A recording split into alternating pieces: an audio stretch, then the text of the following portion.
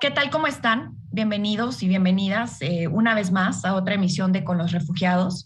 Hoy vamos a hablar, como en años anteriores, también en otras emisiones, del Día Internacional contra la Homofobia, Transfobia y Bifobia. Eh, Cada 17 de mayo se conmemora este día y vamos a entrar un poquito en detalle de por qué es importante hablar de este día. Desde el ACNUR siempre hemos estado mencionando que todas las personas que se encuentran en situación de desplazamiento forzado afrontan dificultades, ¿no? Desde que huyen de sus países de origen, en el tránsito e incluso cuando llegan al país en el que piden asilo. Pero ¿por qué es de especial importancia hablar de esta población? Pues para eso hemos abierto este espacio en esta emisión y quiero presentarles a los panelistas que me acompañan en esta oportunidad. Está con nosotros Ana Guadarrama, ella es coordinadora de intervención de la Fundación Arcoíris para el Respeto a la Diversidad Sexual AC. Gracias, Ana, por acompañarnos. También está con nosotros Raúl Caporal Montes, que es director ejecutivo de Casa Frida, es refugio LGBT, y Sofía Cardona, mi colega asociada de Protección Senior, ustedes ya la han visto antes, de ACNUR México. Bueno, sin más tiempo que perder y porque sabemos que en esta hora se queda corta siempre por los temas que abordamos, quisiera abrir el micrófono y empezando a hablar un poco sobre cómo definimos o cuál es el concepto cuando mencionamos, y seguramente ustedes lo han escuchado por todos lados, en medios de comunicación, etcétera, redes sociales, LGBTIQ+. ¿Cómo definiríamos estas siglas? ¿Cómo definiríamos este concepto? Me gustaría enmarcar primero un poco el contexto en general y luego entrar ya en el tema de por qué esta población en particular pues enfrenta ciertos riesgos, ¿no? Que son los que atendemos de alguna forma. Abro el micrófono, tal vez con Raúl o con Ana, sería bienvenido su comentario para iniciar. Gracias. Gracias. ¿Qué tal? Un saludo, Sofía, Angélica, Ana. Es un gusto estar acá acompañando este espacio. Bueno, para comprender un poco las interseccionalidades que atraviesan a las comunidades LGBTIQ+, hay que comprender que nos referimos a cualquier persona que esté fuera de la heteronorma, ¿no? De igual manera, fuera de un sistema binario que nos marca o nos establece que es masculino y femenino, ¿no? Sin embargo, dentro de la diversidad sexual y la diversidad de género hay todo un abanico de identidades y de orientaciones sexuales que pueden ser posibles.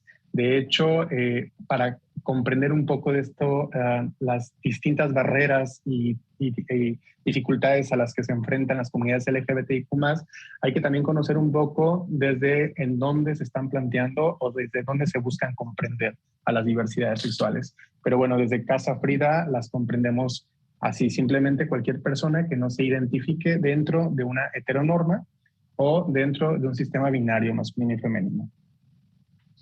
Me iría con Ana. Tal vez hablar un poquito de por qué es importante conmemorar esta fecha del 17 de mayo, o tal vez con Sofi, si nos pudieras aportar un poquito de contexto de la fecha, ¿no? De la conmemoración del 17 de mayo. Claro, muchas gracias, Angie. Pues esta fecha, digamos, es una fecha que, como bien dices, no se conmemora, no es una celebración, sino es un llamado más a reconocer, recordar y sensibilizar a la realidad de que personas LGBTIQ+, siguen enfrentando retos muy, muy, muy significativos relacionados con discriminación, rechazo, asesinato en muchas ocasiones, que está dirigido a su orientación sexual o su identidad de género diversa, es decir, el motivo por el cual son excluidas, discriminadas, asesinadas, tiene que ver con su orientación sexual y o su identidad de género. Entonces, en este contexto, ¿no? El 17 de mayo, Día Internacional en contra de la Homofobia, Bifobia, Transfobia, es un llamado a reconocer que por más que ha habido avances, y claro que ha habido avances, ¿no? Es muy importante reconocerlos y es muy importante celebrarlos cuando estos se dan, seguimos enfrentando retos muy significativos, ¿no? Y en este sentido, la Organización Internacional de Gays y Lesbianas, ILGA, por sus siglas en inglés, por ejemplo, hace un mapeo bianual, más o menos, de cuáles son el estatus de las leyes, ¿no? Cuáles son las leyes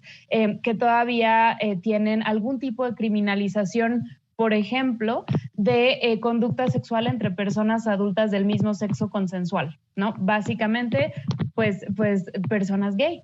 Y lo que ha encontrado ILGA es que, por ejemplo, seguimos teniendo 11 países en donde se condena con pena de muerte. Y tenemos aproximadamente un estimado entre casi 50, en donde se criminaliza esta actividad yendo desde los 8 años a prisión hasta los 30 años a prisión. Tenemos también una serie de leyes que quizá cuando las publican ciertos países, ¿no?, parecen tener un contenido neutral o tener algún tipo de preocupación, ¿no?, por protección de algún otro grupo, pero cuyo efecto en realidad, en la práctica, es la discriminación, la exclusión y en casos más extremos, ¿no?, un verdadero como semillero de violencia en contra de violencias de personas LGBTIQ+. Por ejemplo, leyes que prohíben usar ropa de alguien del mismo sexo, del sexo opuesto en la calle, ¿no? Obviamente leyes dirigidas contra personas LGBTIQ+.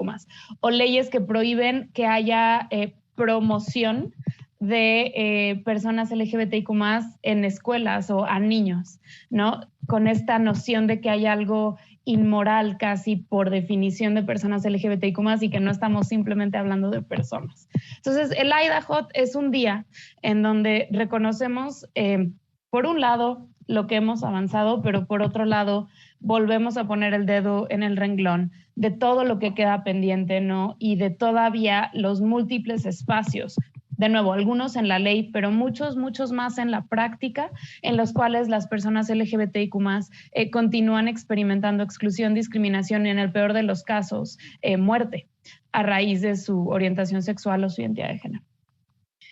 Gracias, Sofía. Sí, es importante, digamos, como hacer esta sombrilla de contexto, porque si bien se habla de esta población en general, ¿no?, de las siglas, de quiénes son un poco, creo que siempre sigue siendo una deuda un poco cómo se comprende este tema, ¿no? Y en la medida que la población pueda tener conocimiento, pueda contar con información, con información correcta, digamos, ¿no?, información de buenas fuentes, creo que va a haber comprensión y por ende solidaridad y empatía, ¿no?, para poder interactuar o para poder, digamos, acoger a esta población en cualquier nivel.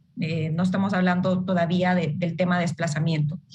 Ahora sí, Raúl, quisiera preguntarte, ustedes que funcionan como un refugio, ¿no?, para ellos y ellas, ellas, ¿por qué las personas LGBTIQ+ huyen de sus hogares? ¿Cómo conocen ustedes de esta experiencia? Si podrías en algún momento, tal vez de tu intervención, ya sea ahorita o más adelante igual, acordarte de alguna experiencia en particular, sin mencionar nombres, por supuesto, porque creo que sigue siendo un poco como tabú, ¿no?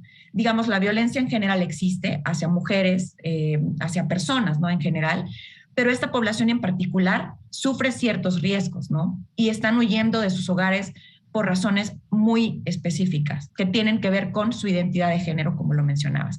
¿Nos puedes ampliar un poquito sobre eso, por favor?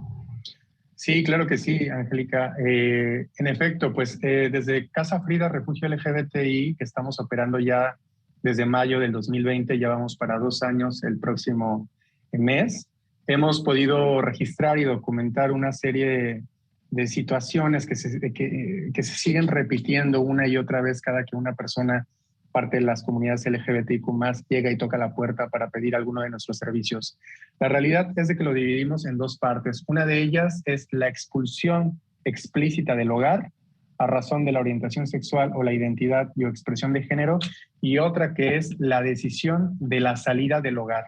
Es decir, hemos identificado que en la mayoría de las juventudes entre 18 y 29 años de edad, antes de visibilizar o compartir su orientación sexual, también deciden salirse de casa. Esa es definitivamente una decisión bastante complicada y es aquí en donde siempre decimos lo mismo, no es el robo de las juventudes, el robo de las vivencias. ¿Por qué? Porque estas personas finalmente jóvenes y adolescentes tienen que tomar la difícil decisión de salir y enfrentarse a un mundo allá afuera en donde todavía existe, o quizá en una edad donde hay todavía una importante codependencia social y económica con la familia. Y afuera muchas veces te puedes encontrar precisamente con otro tipo de vulnerabilidades, ¿no?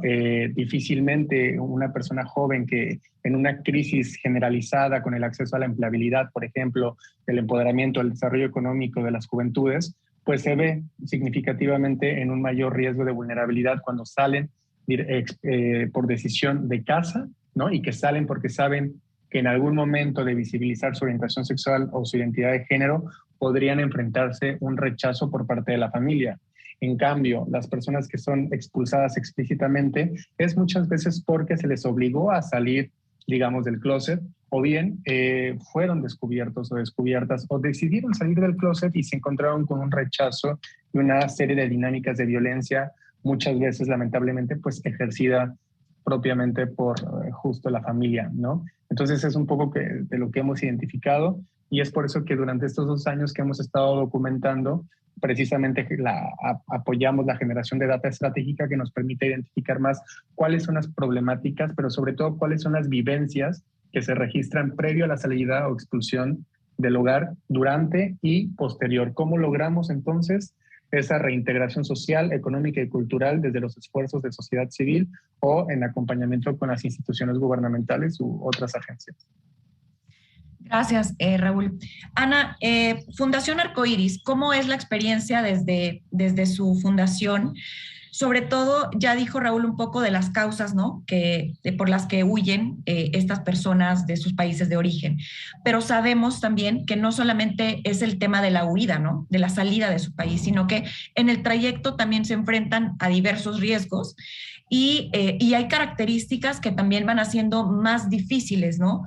O digamos que les van haciendo más vulnerables. Por ejemplo, si es una persona adolescente, por ejemplo, si es un adolescente o si es un niño, una niña, si son, digamos, hay estas ciertas características.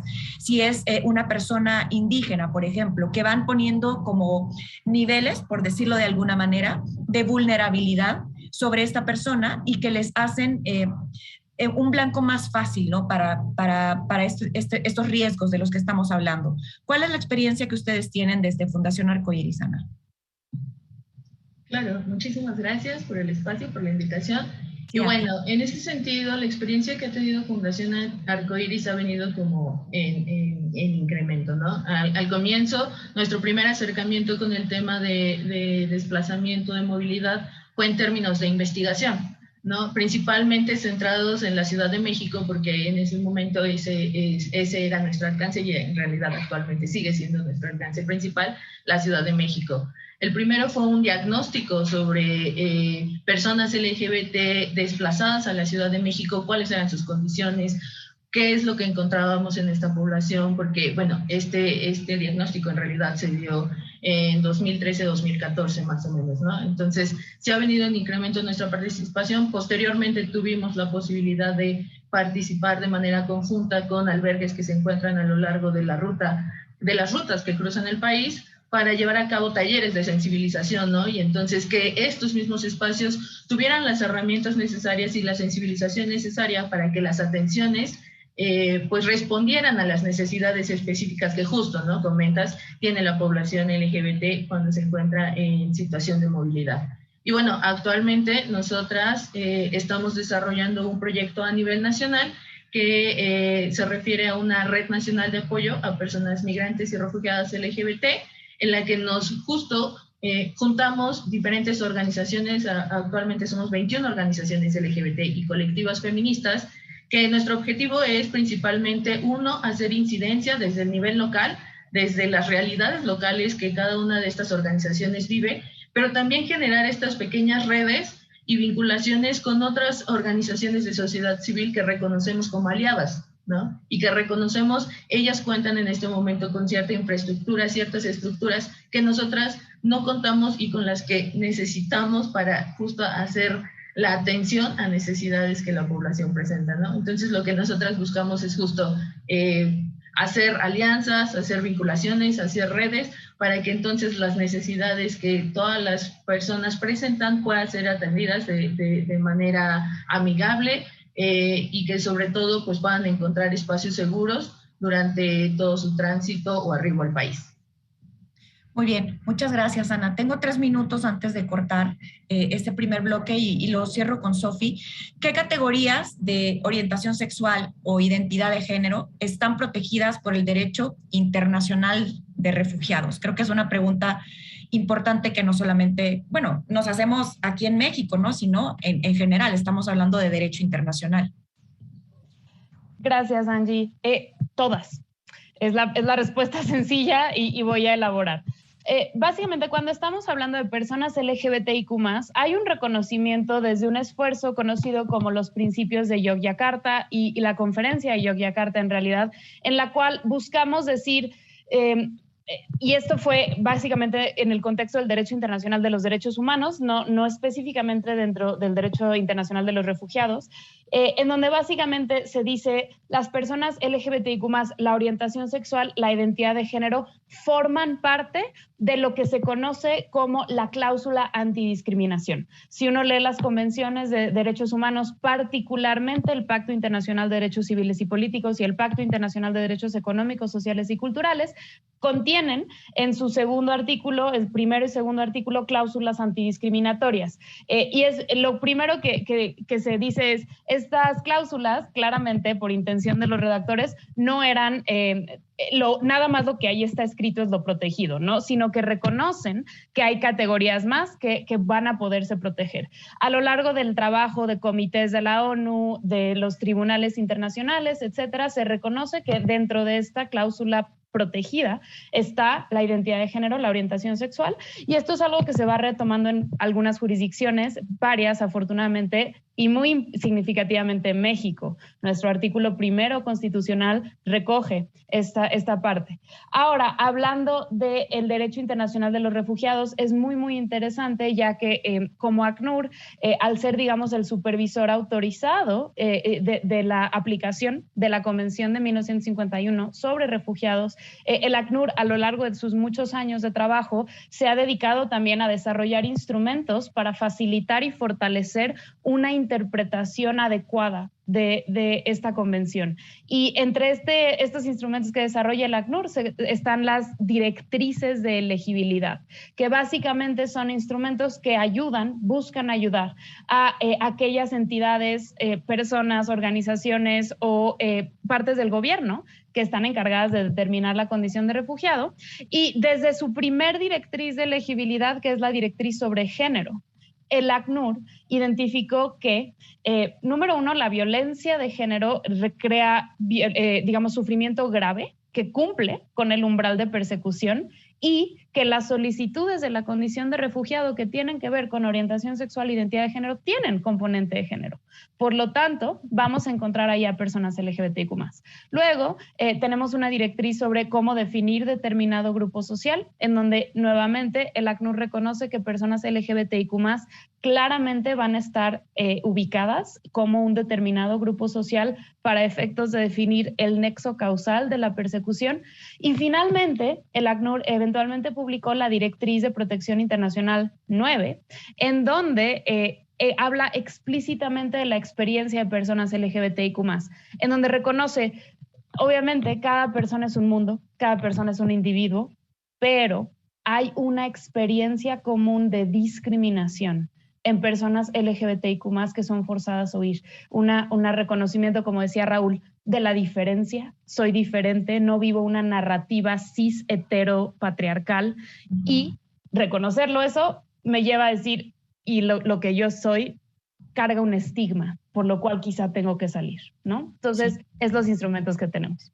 Gracias, Sofi. Y justo con tu última parte de la intervención, que esta población tiene que, digamos, forzosamente salir de sus países de origen por ya las causas que ampliamos, es que vamos a hacer el corte aquí y al regresar vamos a vincular un poco lo que hablamos, ¿no? El concepto de cómo afecta ya en particular a las personas refugiadas, desplazadas, en situación de movilidad, migrantes, digamos, para juntarlo de alguna manera, diciéndolo en situación de movilidad, cómo afecta el tema de discriminación, cómo afecta la movilidad a la que se ven, digamos, forzados a tener bajo esta condición, cómo les afecta los riesgos, cómo les afecta el tema de la tolerancia, ¿no? El tema de la xenofobia, por ejemplo, porque sí hay un vínculo muy, muy estrecho con este tema. Hacemos la pausa y ahora que regresemos ampliamos un poco más. Continuamos hablando sobre el Día Internacional contra la Homofobia, Transfobia, Bifobia. IDAHOT es otro término también con el cual se le conoce. Y nos quedamos, y quiero retomar este segundo bloque con Raúl, haciendo el vínculo, ¿no?, entre el desplazamiento forzado, entre el tema de situación de movilidad y las personas LGBTIQ+. Raúl, ¿por qué esta población es en particular objeto de discriminación? ¿Por qué esta población tiene una vulnerabilidad en particular con el tema de su situación de movilidad? ¿Cómo harías ese vínculo tú para explicarlo? Sí, totalmente. Y lo que hemos encontrado con las personas LGBTIQ+, que han llegado a los servicios de la organización y que son particularmente procedentes de otros países, principalmente de la región centroamericana, caribe o sudamericana, pues algo tienen en común, ¿no? Que están huyendo precisamente de una ausencia de Estado o una inaccesibilidad a la justicia. Y que de entrada, cuando se enfrentan ya al primer rechazo, que es en el primer bloque de la sociedad, que es la familia, quedan en un mayor nivel de exposición ante otro tipo de violencia. Así es aquí en donde cruza algo, que es las dinámicas relacionadas al crimen organizado. La persecución por ella también obliga, les orilla a tener que no solamente que salir de casa en determinado momento, sino que además tener que salir de sus países de origen en búsqueda de territorios un poco más seguros. Eso muchas veces al venir a México en busca de ellos, se encuentran con algo que es muy interesante también y que no lo vamos a negar, que es que si no están armonizadas las legislaciones en los estados de la República o no cuentan con las políticas públicas que respondan realmente a las necesidades y realidades de las poblaciones a las que se supondría van dirigidas, entonces en realidad esas mismas violencias de las cuales están escapando de sus países de origen se las vuelven a encontrar acá, ¿no? Entonces es por eso también que a nivel país en México se tenga el reconocimiento pleno de los derechos humanos de las personas LGBTIQ+. Y no con esto solamente me refiero a, como ya lo decía hace un momento Sofía, sobre los protocolos o mecanismos para la solicitud del reconocimiento de la condición de refugiado por razones humanitarias, por ejemplo, acá en México, sino que además tenemos que hablar y poner sobre la mesa sobre cómo estamos logrando que tengan una reintegración social, económica y cultural, porque muchas veces no hay un acompañamiento de Estado para las personas migrantes y refugiadas que llegan a nuestro país precisamente en búsqueda de un territorio más seguro. Y entonces, ¿qué es lo que sucede? Encontramos un estado de Chiapas donde, de acuerdo a la Comisión Nacional de los Derechos Humanos, se ha identificado que es un territorio en donde se ha visto una constante incidencia en casos de violaciones a los derechos humanos para las personas migrantes y refugiadas, ¿no? Entonces, sí es importante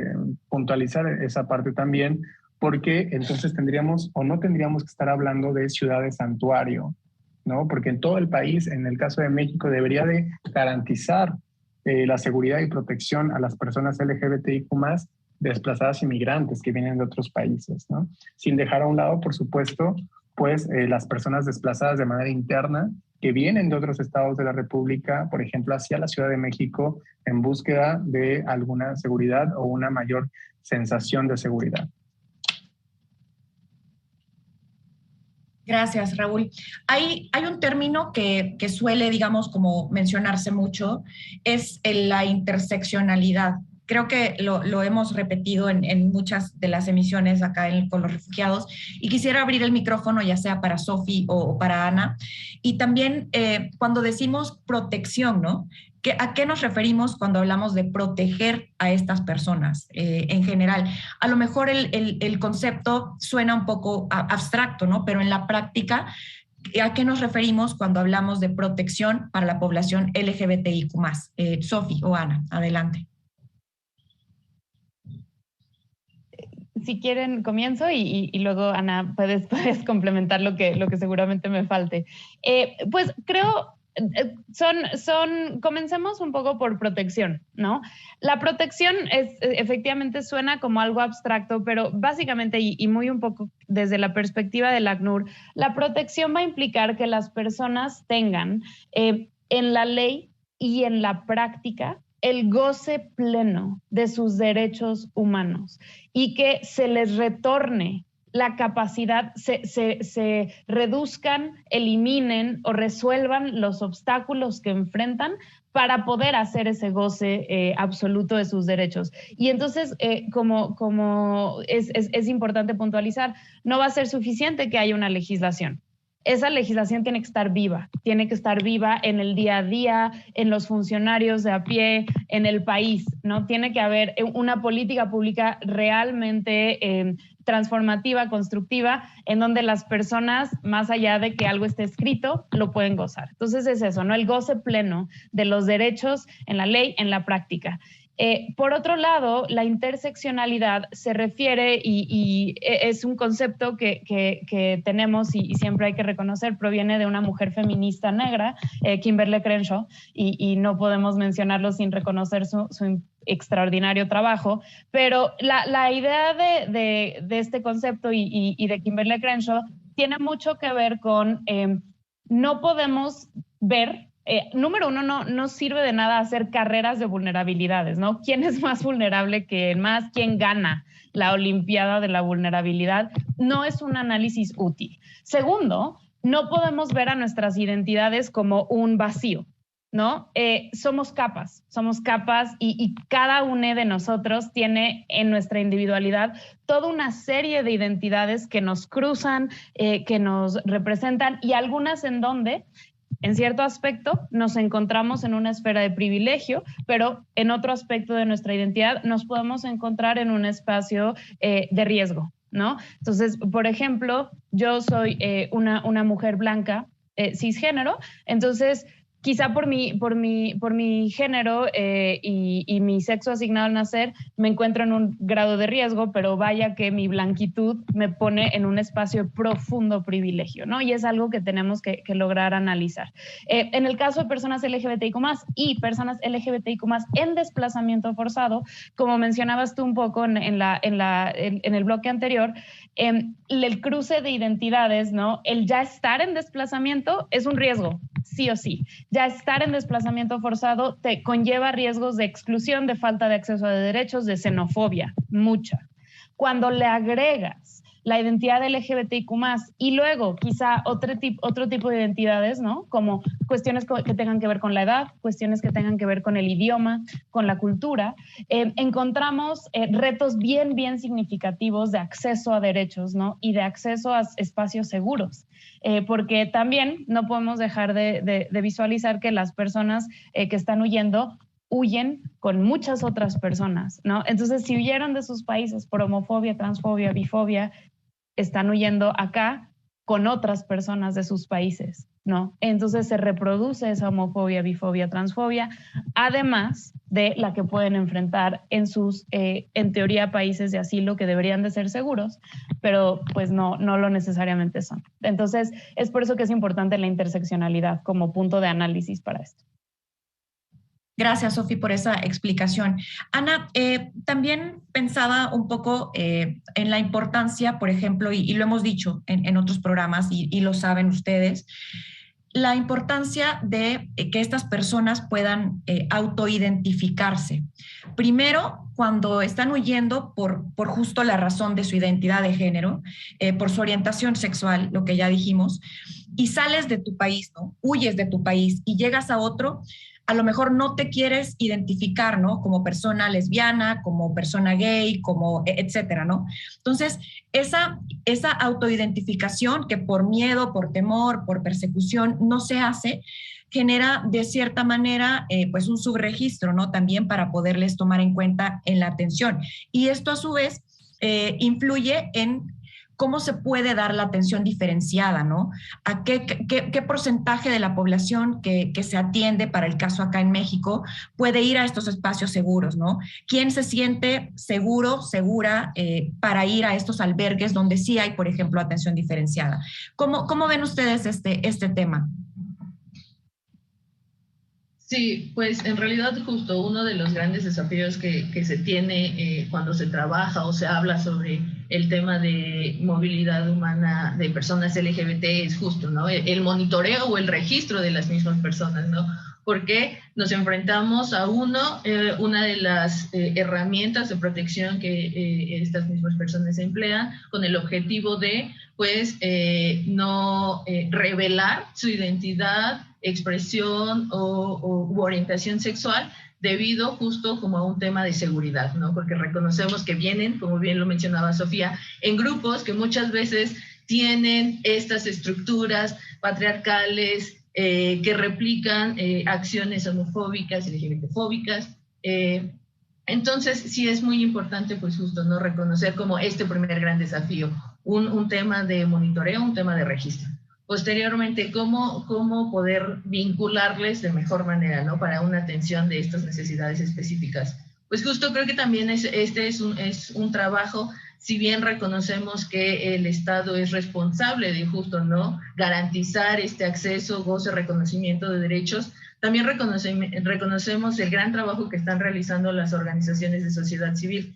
Y es por ello que nosotras apelamos a que el trabajo de manera conjunta, el trabajo vinculado, el trabajo en redes, nos permita hacer esta conexión y estos puentes que permitan la atención a necesidades específicas de la población y sobre todo que nos construyamos y nos fortalezcamos de manera conjunta, ¿no? Nosotras reconocemos tener ciertas herramientas dentro de nuestros trabajos que fortalecen también el trabajo que ellas están realizando en campo, en los albergues, en oficinas de atención, no sé, de asesoramiento jurídico, de atención legal, de atención médica, ¿no? Entonces, reconocer esas fortalezas y unirnos para que entonces nuestra población objetivo, que en este caso es población LGBT en situación de movilidad humana, tenga acceso a estos servicios, pues creemos que es primordial para nosotros.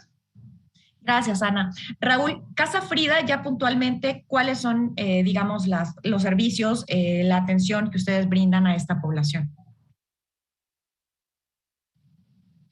Sí, somos un espacio seguro ubicado en la Ciudad de México y próximamente en Tapachula, en Chiapas, donde vamos a poder seguir trabajando con población particularmente migrante que ingresa a nuestro territorio por la frontera sur con Guatemala.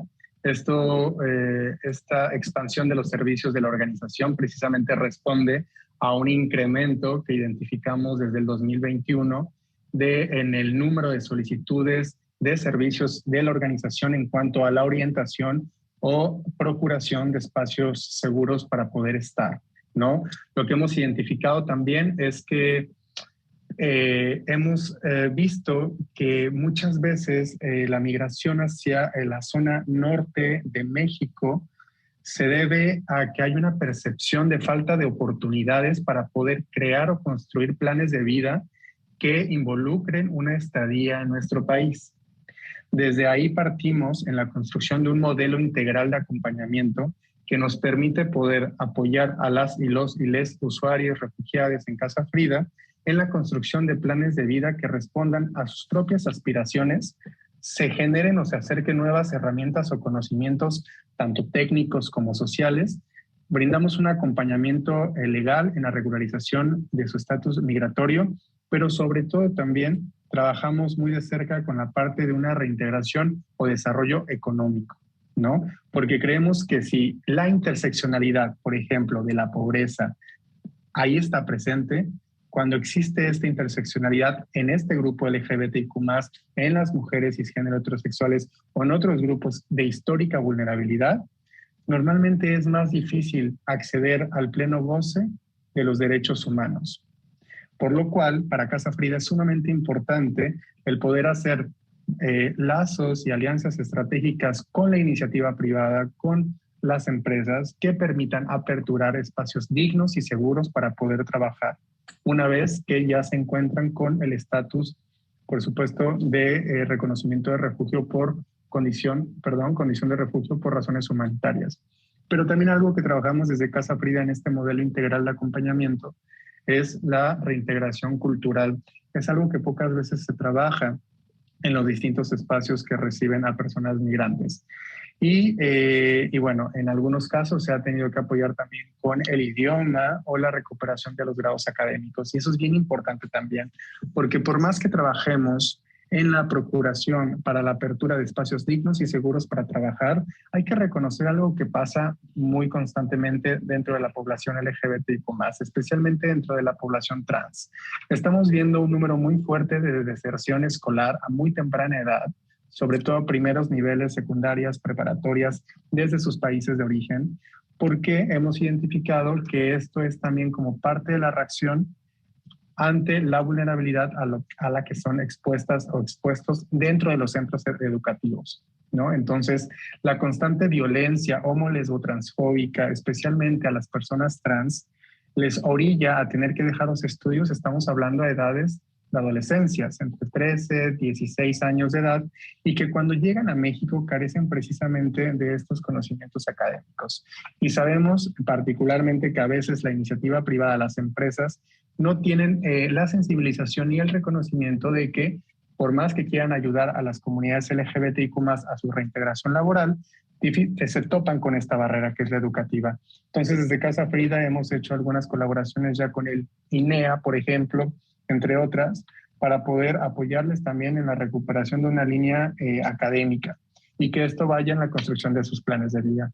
Eso es lo que hemos hecho desde Casa Frida ya a nada de cumplir los 2 años, con más de 345 personas refugiadas desde que abrimos, tanto mexicanas como personas en situación de movilidad, ¿no? Migrantes o solicitantes de refugio. Gracias, Raúl. Sí, realmente es un tema, digamos, bastante complejo, ¿no? Son muchos los factores que confluyen en esta temática, en esta situación. Tengo que hacer nuevamente otro corte y para el último bloque quisiera que habláramos un poquito, tal vez abriendo con Sofi, ¿qué hace el ACNUR para proteger justo, ¿no? A las personas desplazadas en situación de movilidad LGBTIQ+, y hablar un poquito con Raúl y con Ana sobre ¿cuáles son aquellos puntos que ustedes considerarían como, digamos, determinantes en este momento que hay que continuarles poniendo atención? Y desde ACNUR seguramente el tema xenofobia, el tema discriminación, pues es uno de ellos, ¿no? Si esto sigue existiendo, si no se reducen estos niveles de discriminación y xenofobia, como tú dices, en las comunidades de acogida, muy difícilmente esas personas van a poder encontrar un proyecto de vida, ¿no? En estas ciudades. Bueno, cortamos aquí y ahora que volvamos, continuamos con esta plática. Ya regresamos. Último bloque de esta emisión de Con los Refugiados y me quedé con el pendiente de preguntarle a Sofi qué está haciendo el ACNUR para proteger a las personas en situación de movilidad, desplazadas, LGBTIQ+. Gracias, Angie. A nivel global, el ACNUR tiene 2 políticas muy relevantes, 3 en realidad, que son aplicables para todas nuestras operaciones en todas las partes del mundo en donde trabajamos con personas refugiadas.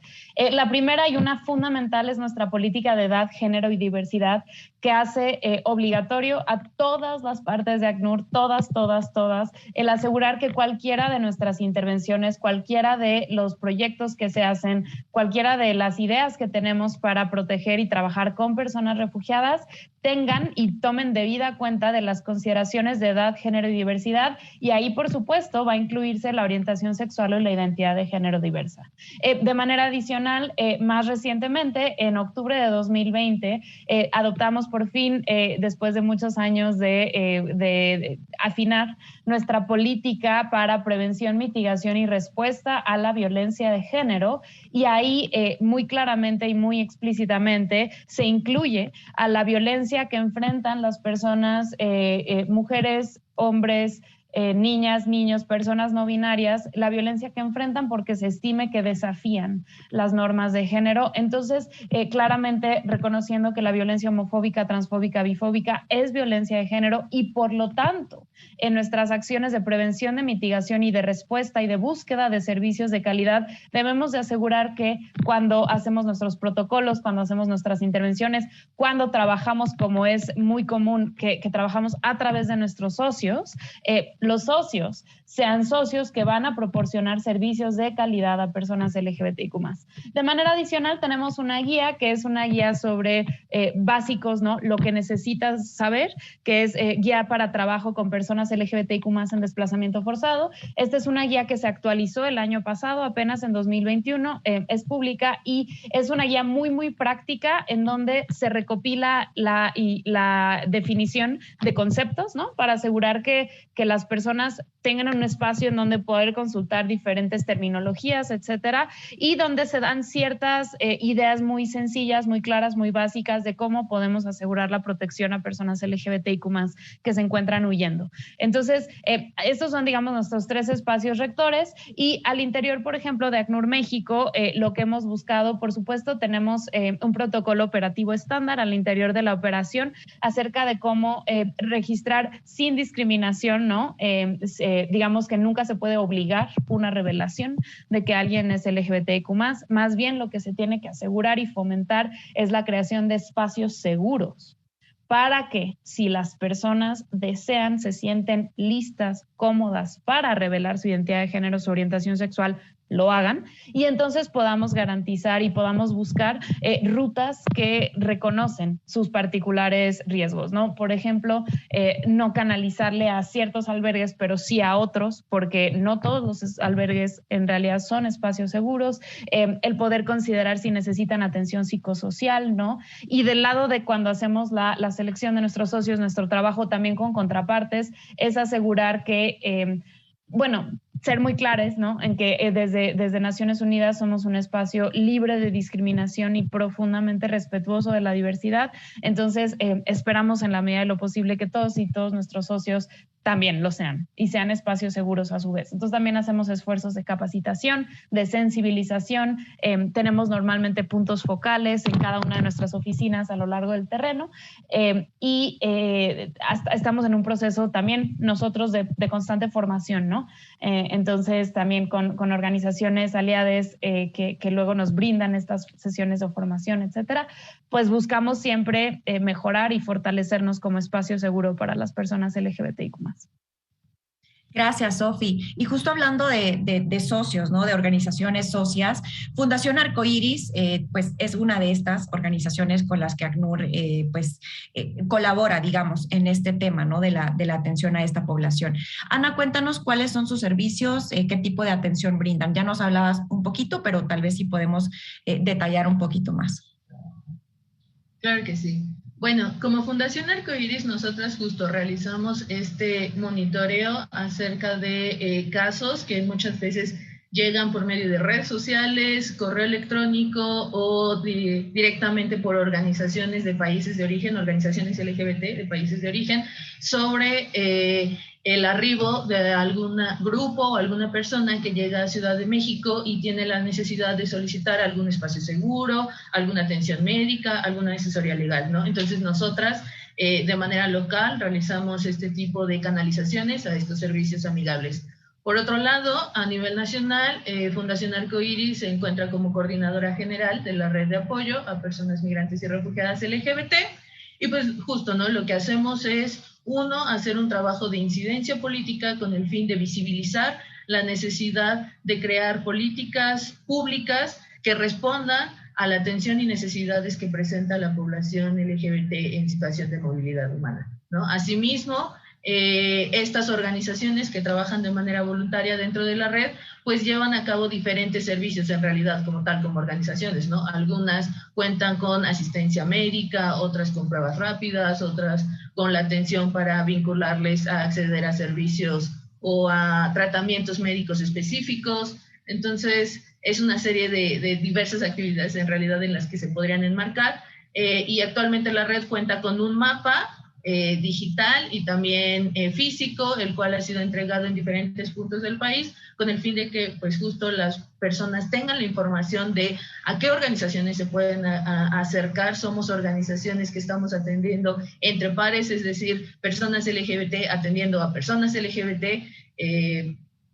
y de manera regional, pues nosotras también estamos llevando a cabo un trabajo de acercamiento con organizaciones LGBT para que entonces el monitoreo de estas personas, de su tránsito o arribo al país, sea desde países de origen, con el fin de justo hacer frente a este tema del que poco se habla, que es la desaparición de personas LGBT en situación de movilidad humana, ¿no? Reconocemos que es muy importante realizar un monitoreo, saber si se encuentran bien las personas dentro de su trayecto o de su plan de llegar, no sé, a Ciudad de México o a frontera norte del país, ¿no? Pero reconocer que es importante realizar este monitoreo porque en muchas ocasiones, pues este tema de la desaparición forzada se ve un poco invisibilizado. Gracias, Ana. Bueno, ya casi tenemos que ir como cortando, tengo nada más 10 minutitos, pero quiero que los aprovechemos para poder hablar un poco de qué formas podemos visibilizar, ¿no?, la violencia que se está generando hacia esta población. También para poder abordar de manera muy breve, tal vez, cuál es la necesidad inmediata que ustedes identifican en esta población que debería atenderse, digamos todas, ¿no? Todas deberían atenderse de manera diferenciada, lo hemos mencionado, pero ¿cuál consideran ustedes que es ese eslabón en el tema de la atención, ¿no?, al que se le puede poner más atención? Y tal vez ya sus comentarios para concluir. Creo que sería como la última ronda de intervenciones. Raúl. Sí, bueno, rápidamente yo diría que seguir visibilizando, pero sobre todo generar la data estratégica tal cual lo han compartido ya. Es importante tener la documentación para poder apoyarnos en la creación de cualquier proceso de advocacy, incidencia política que nos permita mejorar los servicios de atención, tanto desde las organizaciones de la sociedad civil como las agencias del Sistema ONU de Cooperación o los propios gobiernos locales. El involucramiento de los gobiernos municipales y estatales es fundamental para poder ser asertivos en cualquier estrategia que busquemos implementar en favor de las comunidades LGBTIQ+, migrantes y desplazadas. Señalar y denunciar. Eso es, creo, como que yo me iría, y también, pues bueno, seguir llamando a la voluntad política. Eso es sumamente importante también para lograr el cambio, ya que sociedad civil no puede soportar el peso y la responsabilidad que le toca al Estado. Muchas gracias. Gracias, Raúl. Corresponsabilidad. Sofi, te cedo la palabra. Creo que una cosa que es fundamental es pensar, y voy a hacer quizá una metáfora muy burda, pero los derechos humanos no son un pastel, ¿no? Si a alguien le toca derechos humanos, no significa que le tocan menos a alguien más. Entonces creo que es bien fundamental en este trabajo y en toda la sensibilización, en todo el trabajo que hacen todas las instituciones, que cuando nosotros decimos es necesario tener protocolos específicos, estar bien capacitados, estar bien sensibilizados y generar los espacios seguros para personas LGBTIQ+, y luego, más específicamente, LGBTIQ+ en desplazamiento forzado. No es un robo a algo más. Mientras más se protegen los derechos, mientras más espacios seguros, ganamos todos. Cuando se garantizan más derechos a más personas, es una ganancia total, ¿no? Entonces sí creo que además de la corresponsabilidad, como bien mencionaba Raúl, creo que tiene que haber una solidaridad mucho más profunda, porque cuando hay restricciones de derechos, nunca se quedan con un grupo. Un proceso de restricción de derechos invariablemente y desafortunadamente hemos visto históricamente, luego continúa con el siguiente y luego con el siguiente y luego con el siguiente. Entonces es bien fundamental abocar a la solidaridad y a esta muy sencilla idea de mientras más derechos están garantizados, es mejor para todos, ¿no? Gracias, Sofi. Y Ana, para concluir también con tu intervención. Sí, muchas gracias. Sí, justo, reconozco que es muy importante el tema del registro el registro desagregado con información por orientación sexual, identidad de género de las personas, será una herramienta fundamental para el ejercicio y el trabajo que realizamos las organizaciones de sociedad civil, ¿no?, en el tema de incidencia política. Asimismo, justo la solidaridad, la creación de vinculación con otros espacios, reconocernos como movimientos sociales en el que necesitamos trabajar de manera conjunta es muy importante, ¿no? Porque justo como lo reconocía Sofía, entre más derechos, mejores van a ser las condiciones para todas, todos y todes. Gracias. El tema también que no quería que se me escapara, y tal vez si tienen algún comentario como muy breve al respecto, ¿qué puede hacer la población en general con el tema discriminación? A lo mejor alguien puede pensar, no soy experto en este tema de atención, no conozco a nadie, pero bueno, a lo mejor redes sociales, ¿cómo pueden aportar? Si hacemos como el último comentario breve, para nosotros desde ACNUR es como muy importante recalcar también este tema de solidaridad y empatía. Sí, bueno, llamado al involucramiento de todos los niveles de la sociedad, es importante tener procesos de reeducación, de capacitación, de formación, de conocimientos, porque muchas veces una puede estar cayendo en un acto de discriminación sin darse cuenta. Entonces es importante tener ese proceso como de capacitación, ¿no? Y podernos involucrar dentro de la diversidad de nuestras propias comunidades es importante. Gracias, Raúl. Sofi.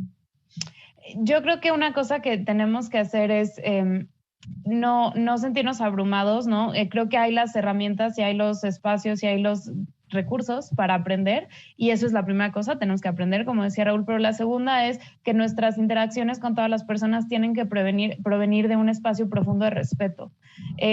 Las personas nos dicen quiénes son y tenemos que respetar cuando nos dicen quiénes son. Y de ahí parte todo, ¿no? No estás confundido, no te estás equivocando. Ok, este es quién eres, respeto profundamente quién eres. Y de ahí todo para adelante. Y Ana, te cedo la palabra, ya hoy sí para terminar.